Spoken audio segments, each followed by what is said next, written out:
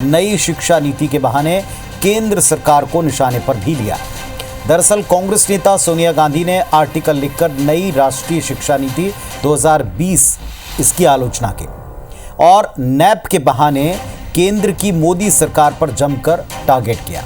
आपको ग्राफिक्स के जरिए हम दिखाएंगे कि दरअसल सोनिया गांधी ने अपने लेख में लिखा क्या है। जरा देखिए ध्यान से। केंद्र सरकार 3C के एजेंडे को आगे बढ़ा रही, लिखती है सोनिया गांधी। और ये 3C क्या है?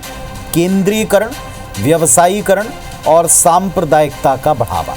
मोदी सरकार शिक्षा के ढांचे को कमजोर कर रही है, सरकारी स्कूलों की जगह निजी स्कूलों को बढ़ावा दे रही है। 2014 से अब तक देश में तकरीबन 79,144 सरकारी स्कूल बंद हुए हैं। 2014 से अब तक 42,944 प्राइवेट स्कूल खुल गए। नेशनल एजुकेशन पॉलिसी NEP में गरीबों को सार्वजनिक शिक्षा से बाहर किया है। वाइस चांसलर की नियुक्ति में राज्यों की भूमिका एक तरह से समाप्त है।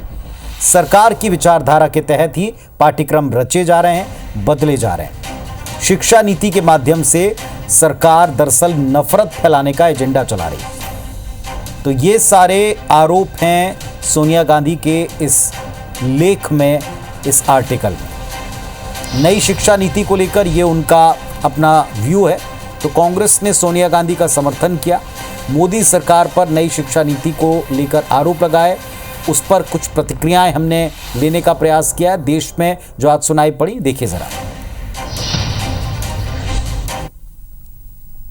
3C गिनाए सोनिया जी ने। केंद्रीकरण हो रहा है, पहला तो सेंट्रलाइजेशन हो रहा है, दूसरा तो ये कमर्शियलाइजेशन हो रहा है, बाजारीकरण हो रहा है, निजीकरण हो रहा है, और तीसरा सांप्रदायिकरण हो रहा है, कम्युनलाइजेशन हो रहा है। किताबें लिखी जा रही हैं, इतिहास को फिर से एक नया रूप देने का प्रयास किया जा रहा है।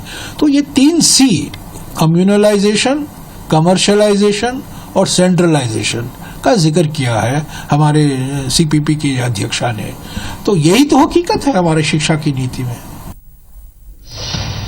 तो इधर सोनिया गांधी के इस लेख पर NDA के नेताओं ने निशाना साधा। उनको एक कतई परिभाषा मंजूर नहीं जो कांग्रेस और सोनिया गांधी जी दे रहे हैं। महाराष्ट्र के CM देवेंद्र फडणवीस ने कहा कि मैकाले की शिक्षा व्यवस्था को बदलकर जब उसका भारतीयकरण हो रहा है तो सोनिया गांधी और उनके साथियों को इसमें दिक्कत हो रही है। वो पूरी जानकारी लें और भारतीयकरण को समझें, इसका समर्थन करें।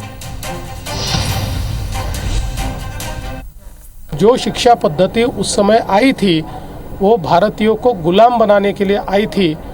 उस शिक्षा पद्धति में बदलाव करके अगर उसका भारतीयकरण हो रहा है तो इससे किसी को दुख होने का कारण नहीं है।